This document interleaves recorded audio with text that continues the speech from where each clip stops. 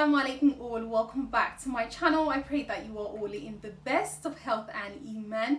If you are new, welcome. My name is Nafisa. I am a Muslimah life coach and I support Muslim women with relationship and mental health issues. So if you're interested in being coached in those areas, you can find me over on my website, which I will leave linked in the description box down below. But over here on YouTube, I make Islamic lifestyle as well as dawah content. So if you're interested in that, then definitely make sure you hit that subscribe button down below. So inshallah, in today's video, we're going to be talking about how to avoid raising narcissistic children.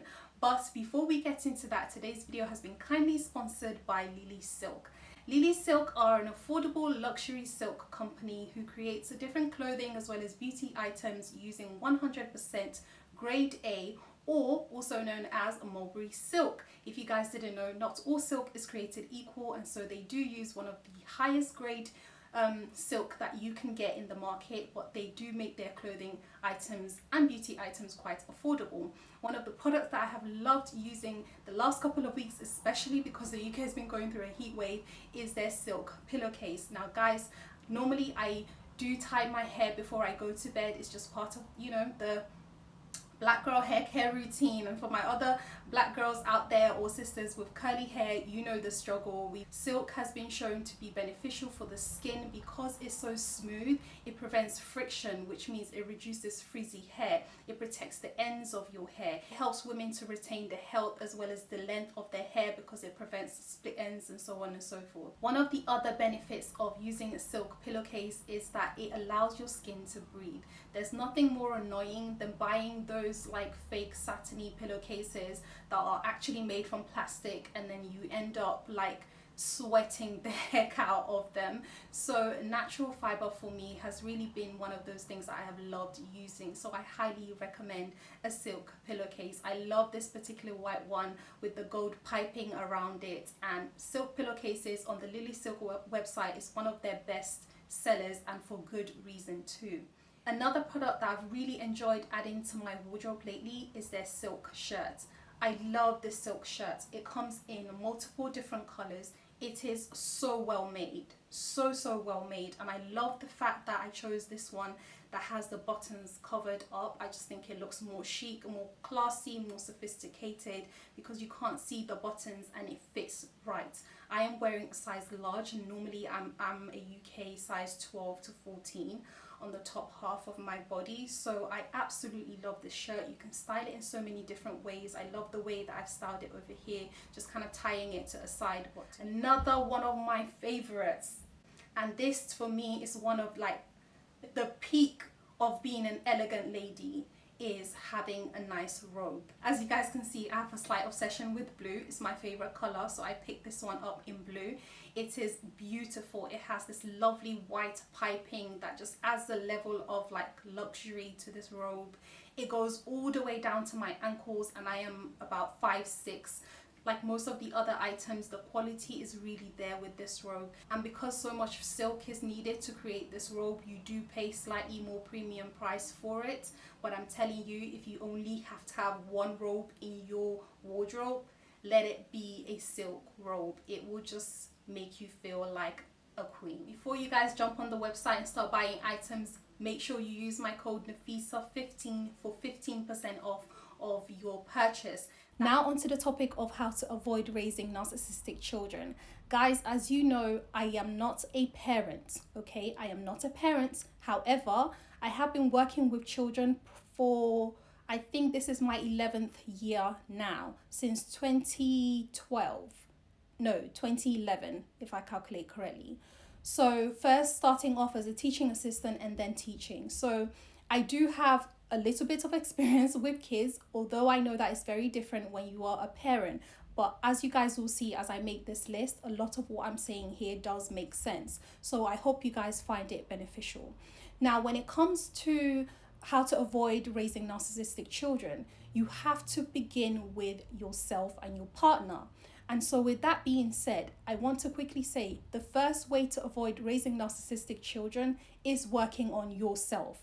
And I'm addressing the sisters here specifically. So if there are any childhood traumas that you have in your life, if there is any serious mental health issues that you have going on, even some of your flaws, think carefully about working on them. Get counseling if you need to, get therapy if you need to. Just work on your flaws first, because whatever issues you have, you will end up unintentionally passing that on to the child. And so that's why I say if it begins with us. Secondly, this also has to do with us, but relates to our partners. And that is making sure that you choose your partners carefully. When you're choosing a partner, when you're choosing a husband, sisters and brothers, when you're choosing a wife, think about how that person is going to be as a parent. Don't just pick someone because they look good and they're going to look really nice next to you in your Instagram pictures. Think about who this person is going to be and the example that they are going to set for your kids. Think about what flaws they might have. And there's no one on the surface of this on this earth that is perfect, but there is a difference between someone having a flaw and someone being toxic. So that's just some food for thoughts when it comes to how to avoid raising narcissistic children, is that it begins with us. Now, in terms of some of the readings that I've done on narcissistic children, I'll try to leave a couple of articles in the description box down below in case any one of you guys are interested in reading it. But in terms of scientific research, they think that two things might be the cause of narcissism. Like I said before, there's no clear known cause that we know of, but they think that number one, there might be an issue with like a genetic flaw, so something going wrong with the person's genes. I'm not really convinced by that data, but the other argument is that it has a lot to do with the child's upbringing, and that's the side that I'm leaning more towards. And specifically here, they're talking about number one, childhood abuse or neglect. This can lead to a child becoming narcissistic. So we have to be careful in avoiding and making sure that we're not abusing our kids and that we're not neglecting them in terms of not just physically, but their emotional and psychological well-being. The second thing that could lead to narcissistic personality disorder in children is excessive parental pampering. And this is for the parents who think that they're doing the best for their kids by giving them everything that they want and telling them, their child, that they're special. It doesn't actually help in terms of the research and what research has shown. The next thing that was listed is unrealistic expectations from parents. Pushing your children to do things that you know is out of their ability, comparing them to other children, comparing them to their cousins and this one and that one, and you're over pushing them. Yes, to some extent, parents will push their kids because they want them to do well, but you have to know your child and know when too much is becoming too much, and then you have to back off, because some of us are trying to vicariously live through our kids, right? So all the dreams that we had for ourselves that we were not able to achieve, we now want to force it on the child. And we forget that, especially as Muslims, every child comes onto this earth with their own set of destinies. And you might want something for your child, but it is not, Allah has not written it for that child. So you can't force it. So this unrealistic expectations from parents can actually lead a child to becoming narcissistic. So please avoid that. The next thing that was listed is cultural influences, especially in the West African community, because that's where I'm from and that's what I know. I know that a lot of West African men, especially those who are raised back home, hold this mentality of, until a woman gives him a son, she might as well not have had any kids whatsoever. And so when the boy is born, he's put on this pedestal and he's treated like this token child, and he's made to feel so special and all that. And so of course he grows up thinking just by him being a man makes him special. He could be the worst behaved child, doing all the wrong things that he shouldn't be doing, but because he's a boy, he feels like he's better than a woman.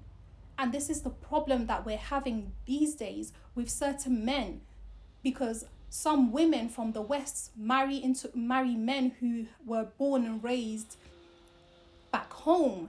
And these men from back home just have this sense of entitlement and have the sense of they're better than a woman, and a woman is looked down upon. And it's so sad, because Islamically, this is wrong. This is absolutely wrong. You are not better because you're a man, and you're not better because you're a woman. There are different gifts that men have and different gifts that women have. But at the end of the day, in terms of showing each other respect, we both deserve an equal amount of it. And so sometimes having this male child being a golden and a token child causes a lot of damage in the community and makes the man grow up to be even more so narcissistic. Another way actually that I've come to realize, especially with this culture that we're developing nowadays of social media, where people are just consistently being praised, people are just displaying narcissistic behavior. Me. Selfies everywhere you go. Like a phone is full with 1,000,001 different selfies of yourself.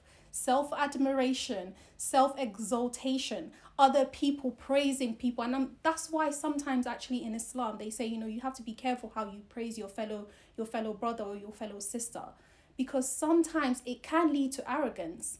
And so we do have to be careful with our children in terms of how much social media we expose to them and how much we allow them to absorb social media, because too much self-admiration can lead someone to become quite narcissistic. And so with all that being said, one of the ways that you can avoid raising a narcissistic child is to counteract the development of a sense of entitlement by making the child earn and work for what they want. So as soon as the child is old enough to understand that, or to be able to do a couple of things, sometimes you might have to say, okay, well, you want this toy? Okay, well, you're going to have to wait, or you're going to have to do some chores around the house. And then every time you do a chore, I will give you some money and you can save up to buy the toy that you want, or you can save up to buy the computer game that you want, or whatever it is, right? So we teach our children to have to earn what they have instead of just saying yes to everything.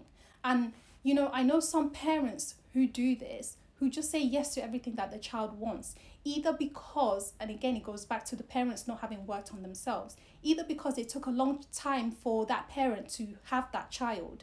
So specifically, you find that certain parents who had their first child maybe in their late 30s or late 40s, they tend to overindulge the child, because to them it's a sense of showing that child love. It's like, I've worked all of my life. Who did I work for all of my life? It's for this child. So anything my child wants, I'm going to give them.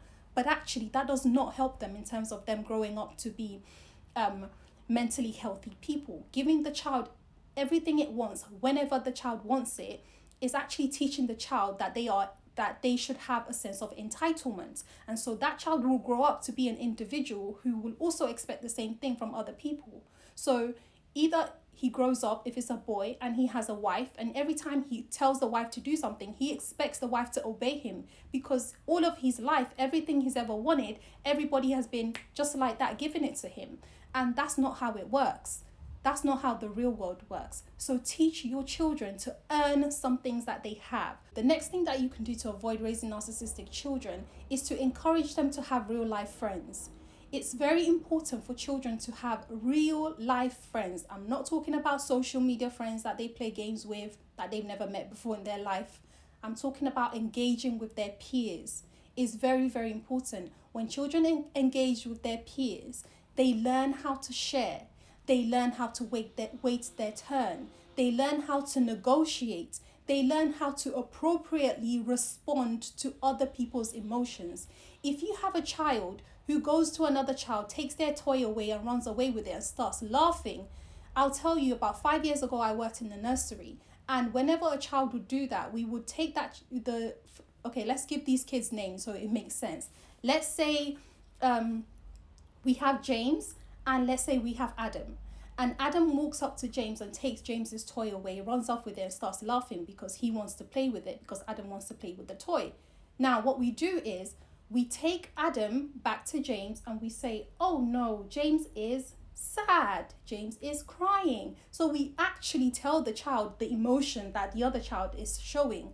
And we say, James is sad. James was playing, so Adam must wait his turn. So then you get a timer. You know, one of those hourglass timers where the sand runs all the way down. So you get like a 1 minute one. And you tell Adam that he needs to wait his turn. So because the concept of time for, let's say, a 4 or 5 year old is just a concept, they don't understand what times mean. time means. So you tell them to wait 5 minutes, and then 2 seconds later they come back to ask you, is 5 minutes over? Because they don't understand what it means, right? So you get a 1 minute timer, you give it to Adam, and you tell Adam when all of the sand has gone down, it will be Adam's turn. Good boy. And then you take the toy from Adam, you give it back to James, and Adam goes off. Sometimes you have to get Adam to apologize to James and say sorry to James, because it was not Adam's turn, it was James's turn to play with the game. You understand? So it's really nice when you begin to teach children things like that. You teach them to sympathize and empathize with other children. And that's one of the main goals when it comes to getting children to interact with other children, is that they learn what emotions mean, and they learn the appropriate ways to respond to certain emotions, and they learn to share, they learn to take turns. All of that is really good. So if you're homeschooling your child and they are like the first child, very, very important that you get them around other children, and very important that they learn to share, take turns, and respond appropriately to that behavior. Because then you teach them that, oh no, we don't laugh when someone is crying. And that way they begin to learn that laughing when someone's crying is an inappropriate emotional response. You see? So please try to get your children engaged with other kids. It will really help to prevent them from becoming narcissistic. The next thing to consider is to make altruism a priority in terms of raising your child. And altruism is all about doing good for others without expecting anything back in return. It's doing acts of selflessness, not selfishness. As we know, narcissistic people have their game on point when it comes to being selfish. And so the point with this is to encourage selflessness in your child, which is the ability to actually benefit someone else, and it not being something that they do because they're going to get praised for it. Now, I'm talking a lot here about praising or avoiding too much praise for your child, but again, it's having a healthy balance with everything. I'm not saying never praise your child. Of course, praise them is good for their confidence, but when it comes to altruistic behaviors, they can pack their clothes that no longer fit them, and they can go and give it away to a charity. And maybe you should find a local charity, let yourself as well as your child go, and let them actually physically give the clothes away.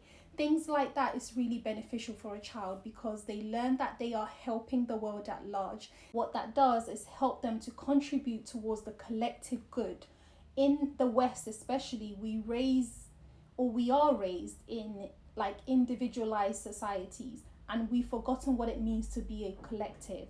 And so raising a child to be more altruistic and think about others mean that they understand that they play a role in society. It's not just other people doing things that's going to benefit them, but that they also have a responsibility to do things that's going to benefit others. And that's really going to go a long way in terms of avoiding raising narcissistic children.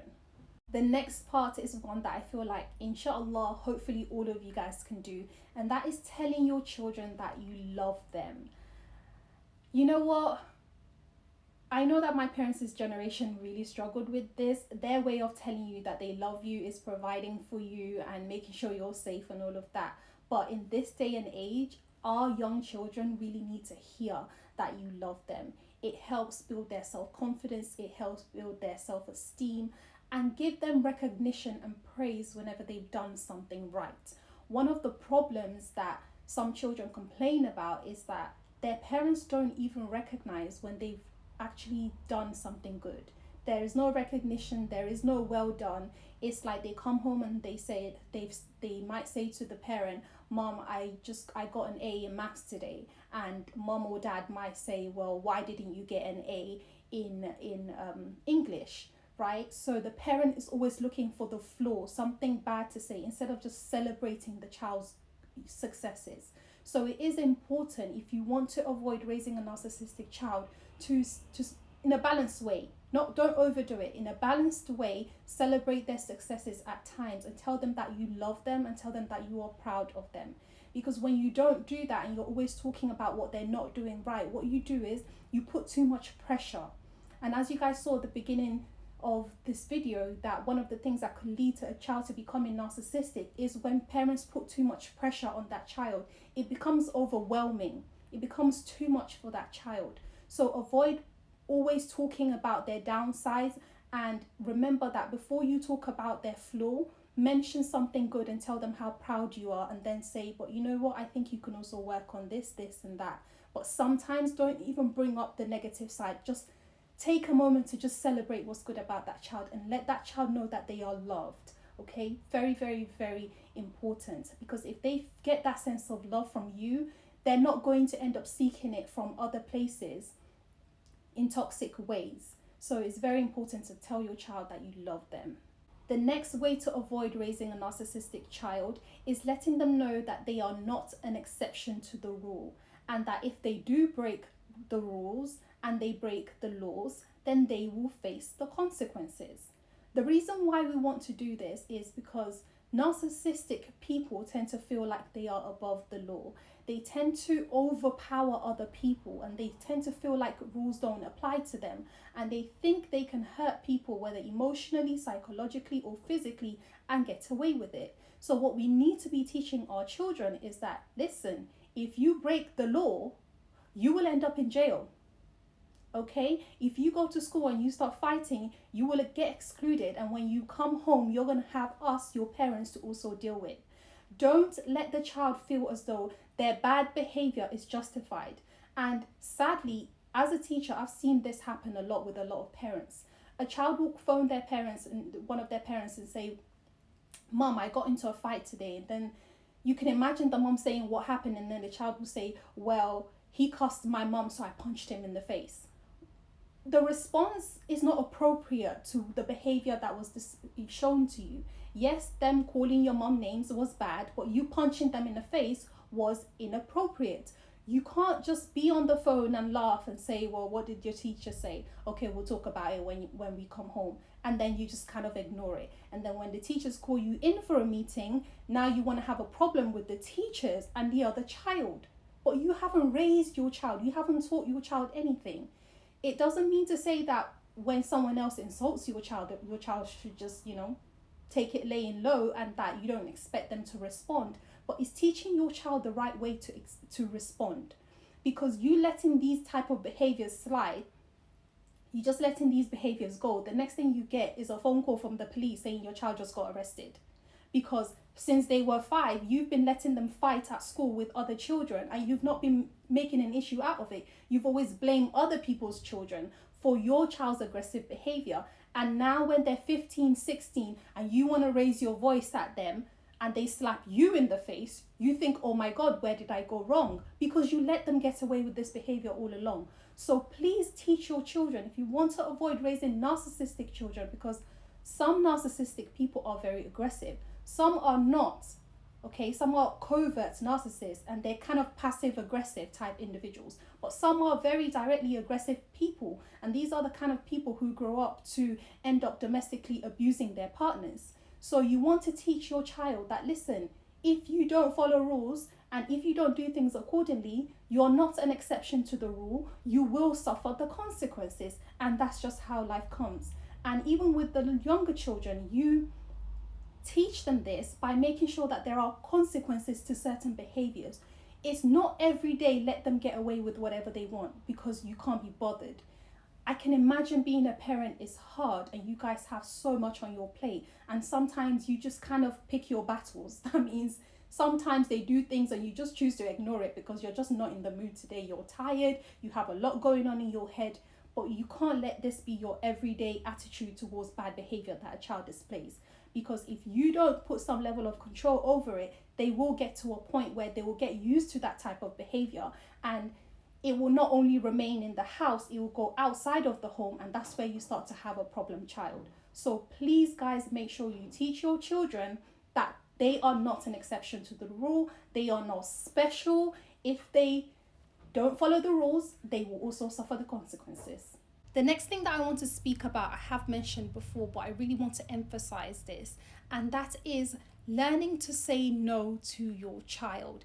it is very, very important that you learn to say no. They can't have everything their way. Saying no to your child means that you are teaching them that there are certain boundaries that cannot be crossed. It's quite similar to having rules in the house and having consequences for not following up the rules, because narcissistic people feel like they are above boundaries. They always overstep other people's boundaries and they couldn't care less what anybody else thinks. So by teaching your child that they cannot have everything they want whenever they want it and teaching them no, it means that they will learn that this is how the world works and they can't always have whatever they want whenever they want it. So please, parents, learn to say no to your children sometimes, because it's actually more beneficial to them than you always saying yes.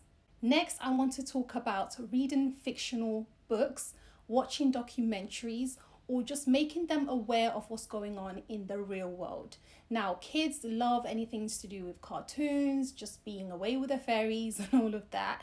But as they get older, when they reach the appropriate age, it's actually really useful for them if you try to read or incorporate fictional books into the books that they already have at home. So fictional books are books that have something to do with real life stories, right? They are based on real life stories or biographies, autobiographies. Get them to watch documentaries, get them to sometimes listen to the news. Be careful with that, because the news can be a bit, so that they get more inclined with what's happening in the real world. And also because research has actually shown that children who read fictional books tend to be a bit more emotionally connected. And as we know, narcissistic individuals really struggle with that emotional connection with other people. So I would highly recommend reading more fictional books with your children and just watching documentaries that are appropriate for their age with your child, because the research has shown that actually it does benefit in terms of making that child more emotionally connected. Last but not least, in order to avoid raising a narcissistic child, try to teach that child to appreciate diversity. A lot of us parents have our own mindset that we carry, and we talk about certain things around children and we think they're not picking it up, but actually they are. So some of us have this belief that our culture is better than other people's cultures, or people from that culture are X, Y, and Z. And we talk about other people and other people's cultures as if it's less than ours. And what we don't realize is when we're doing that, our children are also picking up that information.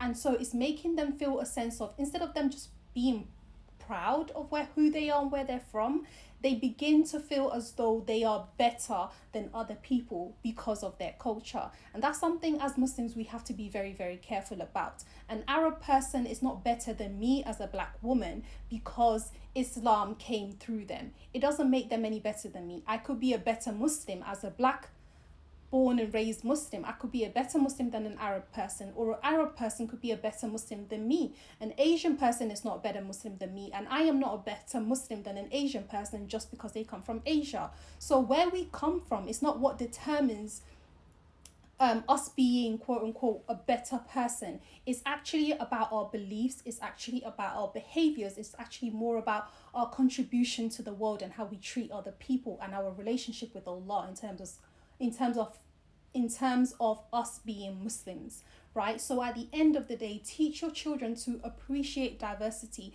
There is beauty in other people's cultures. Every culture has something about it or a stereotype that people use and they say it's a flaw.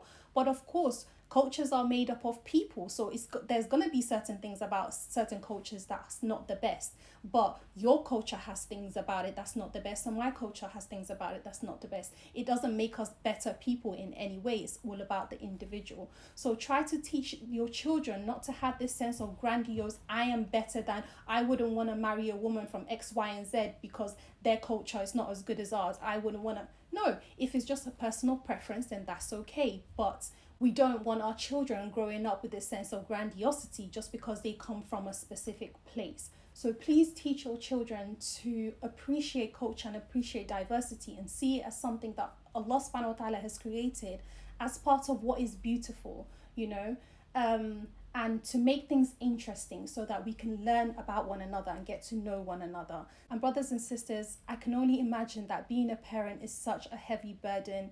children don't get born with a manual on how to raise them. You just try to do the best that you can and pray and hope that things turn out okay. So I know that there's a lot of pressure on you guys.